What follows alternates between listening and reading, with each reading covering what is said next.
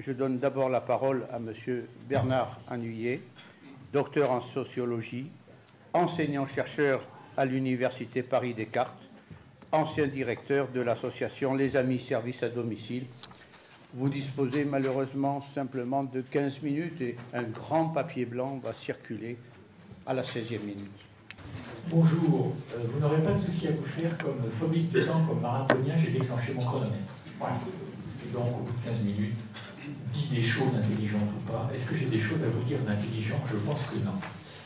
Je vais vous livrer tout mon questionnement. Alors d'abord, je ne suis pas du tout un spécialiste de la maladie d'Alzheimer et je ne souhaite pas l'être. Voilà. Et je pense beaucoup de mal du plan Alzheimer. Voilà. Comme ça permet quand même de mettre les choses en place.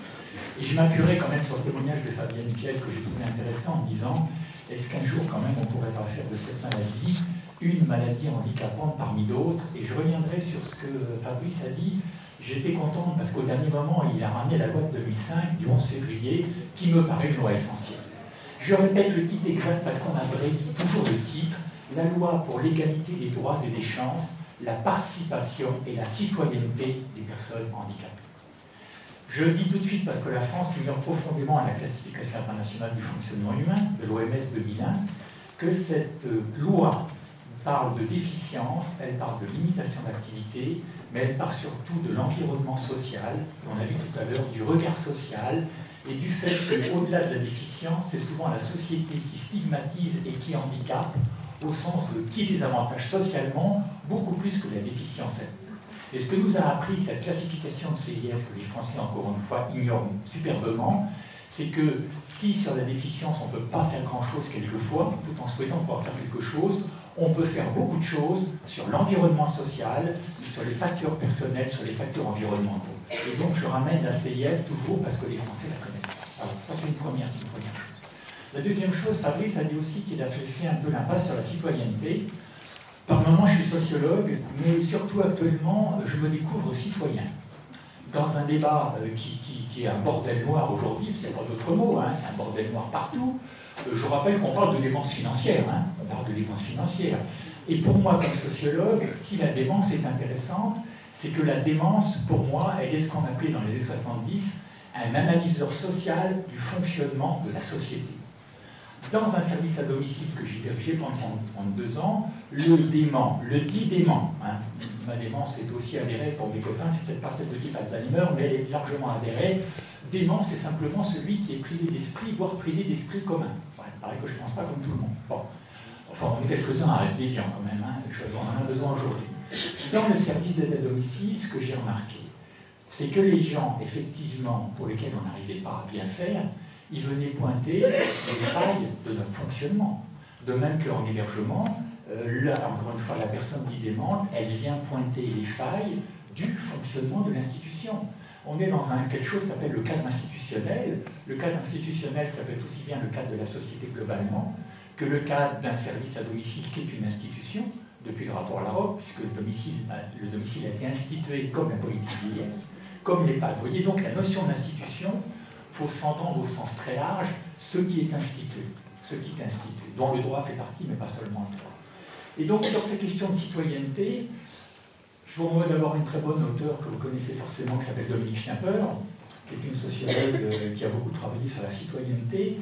Moi, l'autre référence, bon, la citoyenneté, elle est trop souvent définie à partir des droits civiques.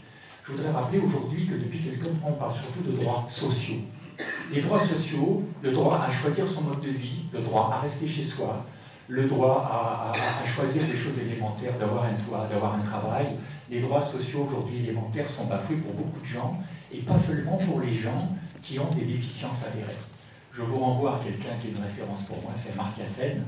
Amartya Sen est un prix Nobel d'économie de 1998, je crois, si je ne me trompe pas, sur l'idée de justice. Et sur cette question de citoyenneté, moi j'aime bien le terme de Amartya Sen, qui est le terme de capabilité, qui est un terme anglo-américain. Ça veut dire quoi? Ça veut dire qu'il ne s'agit pas seulement de donner des droits formels aux gens. Il faut donner aux gens la capacité que ces droits soient des droits réels. Hein, je veux dire, la France est le pays des droits de l'homme, on voit comment ça se passe en permanence. Donc au-delà des droits formels dont on a besoin, je reviendrai aussi sur ce que disait Fabrice, parce que ça m'a beaucoup frappé. Il a parlé, vous voyez, je travaille beaucoup comme ça, ne cherchez pas de cohérence, comme je dis à mes étudiants, eh ben, c'est à vous de mettre, votre travail, c'est de mettre dans l'ordre de vos idées, pas dans les miennes. Les miennes, je m'en occupe. Je vous donne plein de trucs et puis vous mettez de l'ordre ou pas de l'ordre, c'est comme vous voulez. Mais n'attendez pas de moi de l'ordre, c'est pas tout à fait ma spécialité. Il y en a d'autres qui s'en chargent, notamment les professeurs de droit. Bon. C'est gentiment dit, voilà. Donc, je peux répondre après. Si vous voulez. Fabrice a parlé du respect des valeurs et des normes que nous avons en partage.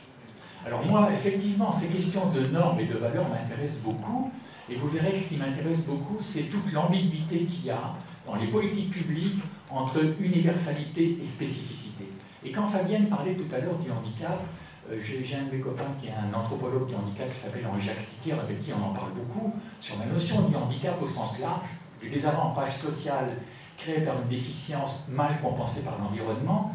Henri-Jacques Sticker dit on est toujours le cul entre deux chaises, entre spécificité, ça veut dire quelque part exclure pour mieux inclure. Je rappelle aussi pour ceux que ces mots gêneraient que la notion d'exclure ou inclure vient de la notion d'avoir la clé. La racine latine c'est clavis. Il y a ceux qui ont la clé des questions qui leur sont posées et ceux qui n'ont pas la clé. Exclure, ça serait ne pas avoir ou ne plus avoir la clé. Inclure serait avoir la clé. Je trouve intéressant cette notion latine qui redonne. Aujourd'hui, on parle beaucoup d'inclusion, on ne se souvient pas trop d'où viennent les mots. Donc, on voit bien que dans le champ du handicap, et d'ailleurs Jacques me disait que la notion de paradigme, le handicap est impossible à définir, on est toujours entre spécifiés, ça veut dire ce que j'ai entendu ce matin, être au plus près de la parole des gens. J'ai bien aimé ce que disait Michel Frémontier. Moi, je considère, j'ai dit dans mon service très souvent, je considère que quelque part, je parle comme professionnel, nous n'écoutons pas les gens. Nous les écoutons deux mots et après nous avons déjà la réponse ou nous n'avons pas la réponse, mais nous avons notre idée sur ce qui est bon pour eux, entre guillemets, sans les écouter davantage. Et d'une façon générale, la société n'écoute pas les citoyens. Alors vous me direz, mais la société c'est qui? Parce que la société c'est nous aussi. Donc la question qui se pose, est-ce que nous ne nous écoutons pas nous-mêmes? Je vous renvoie la question. Est-ce que, comme dit Elias, comme dit Elias.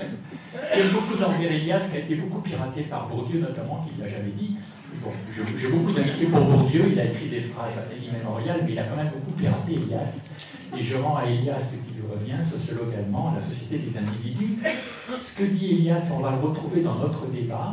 Comment est-ce que ça se passe entre nous, entre notre part d'individus singuliers, ça veut dire qui voudrait voir respecter sa singularité, ses normes, ses valeurs, et notre part d'individus collectifs qui voudraient voir respecter d'autres normes et d'autres valeurs. Ça veut dire quelle est cette tension entre nos valeurs individuelles. Alors, je ne parle pas d'autonomie parce que l'autonomie, ça serait avoir des valeurs individuelles qui peuvent être prises par tout le monde. C'est l'autonomie de Kant. Et pour revenir à un philosophe qui s'appelle Agatha Zielinski, que je cite beaucoup, la self-determination des anglo-saxons, c'est je veux qu'on respecte mon choix, fût-il ne pas convenir à tous les autres. Ce qui, vous voyez, le problème que ça pose. Hein. Est-ce qu'on est aujourd'hui sur l'autonomie? Ça veut dire, est-ce qu'on décide pour soi de règles communément admises par tout le monde? Et comment on en décide? Ça veut dire que finalement, comment fait-on société? Je suis très frappé actuellement que la plupart, si vous avez lu Rosan Ballon, La Société des égaux, et puis le petit bouquin qui vient de sortir, qui s'appelle Refaire la société, je reviens aussi à ce que disait Michel Frémontier. Moi, ce qui m'intéresse beaucoup, à partir aujourd'hui des gens qui sont en difficulté majeure, je ne stigmatise pas, c'est la question du contrat social. Ça veut dire, et dans tout le débat, j'étais un des acteurs du groupe numéro 1, Vieillissement et Société, de Roselyne Bachelot, sur laquelle on a beaucoup discuté de ça. Comment aujourd'hui, effectivement, faire tenir cette contradiction d'un projet de vie individuel, qui est la loi de 2005, qui est le projet de vie, par exemple, en EHPAD. Comment vous tenez compte d'un projet de vie individuel en EHPAD de gens qui ont choisi de ne pas y rentrer? C'est quand même une sacrée question. Hein. On est dans la contradiction, on appelle la dialectique. Hein. Bon, apparemment, Hegel a résolu le problème en disant le contraire du contraire est encore vrai, ça nous permet d'avancer. Fabienne disait, j'étais assez sensible à ça comme coureur à pied, comment peut-on revenir en arrière?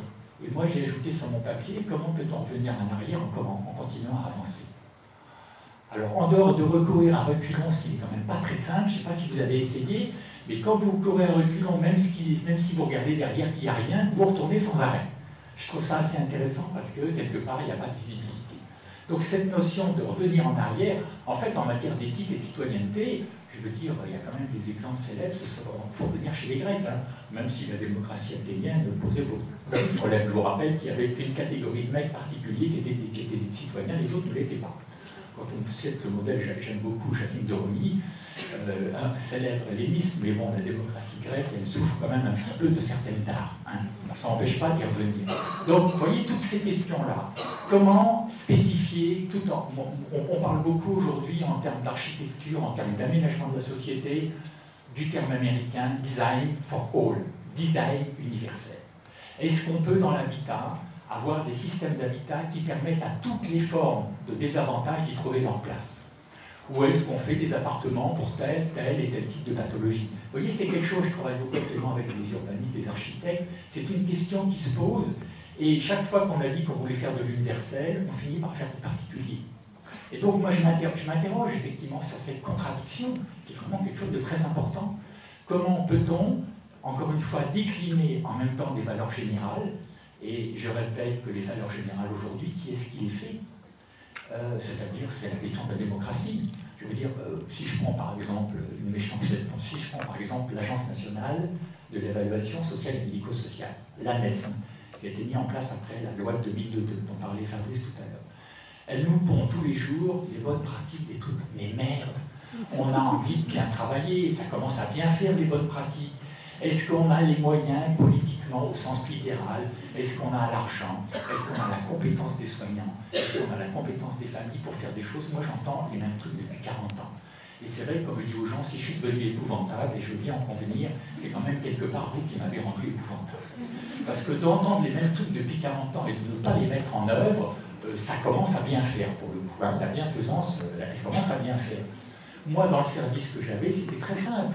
Quelles que soient les pathologies, les gens peuvent rester chez eux en situation chronique à condition qu'ils aient aujourd'hui de l'argent.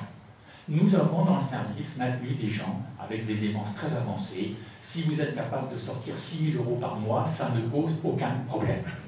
Nous avons dans le 17e maintenu quelqu'un. Donc la première question en termes de citoyenneté, pour que les gens soient citoyens, il faut peut-être qu'il y ait premièrement qu'ils aient droit au chapitre, quel que soit leur état de dégradation, ce qui pose un problème. Comment on associe les citoyens aux décisions publiques?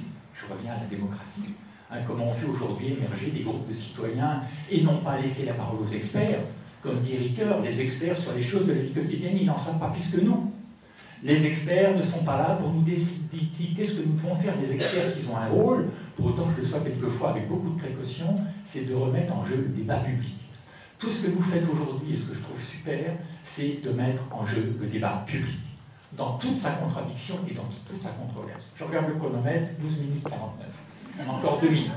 Donc voilà, la conclusion, c'est comment est-ce que, par exemple, en termes de politique publique, on a parlé tout à l'heure de handicap dépendance. Le fric est une mauvaise excuse.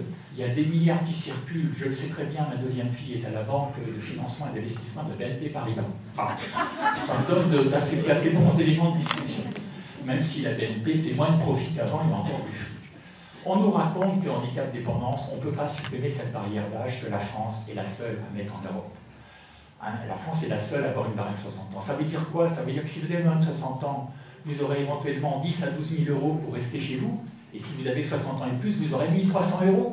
Est-ce qu'une personne de 60 ans, avec toutes les maladies possibles, elle vaut 10 fois moins qu'une personne de moins de 60 ans? C'est ce que dit la France actuellement. Donc, la question des politiques publiques et du fait que les citoyens doivent peser sur ces politiques publiques, c'est pas vrai qu'il n'y a pas d'argent. Mais la vision française du handicap et que le handicap est un aléa qui doit être pris en charge par la solidarité. La France a une vision de la vieillesse, et la vieillesse doit forcément se terminer mal, et c'est aux enfants de se la communiquer.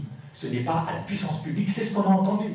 Malgré les discours de Fillon et de Bachelot, que j'aime beaucoup, surtout Roselyne Bachelot, un peu moins Fillon, on est en train de nous dire que les familles ont qu'à continuer à supporter le fardeau et qu'éventuellement ils ont qu'à prendre des assurances privées. Où est la politique publique? Et je finirai là-dessus, la citoyenneté des gens est fonction de la nôtre. Battons-nous pour que tous les gens, quel que soit leur niveau de fragilité, nous pouvons être celui-là demain, et peut-être nous le sont déjà aujourd'hui, nous ne le savons pas. Battons-nous pour que tout le monde ait le droit d'être un acteur social et tout le monde est un citoyen. Voilà ce que je viens vous faire passer. Merci.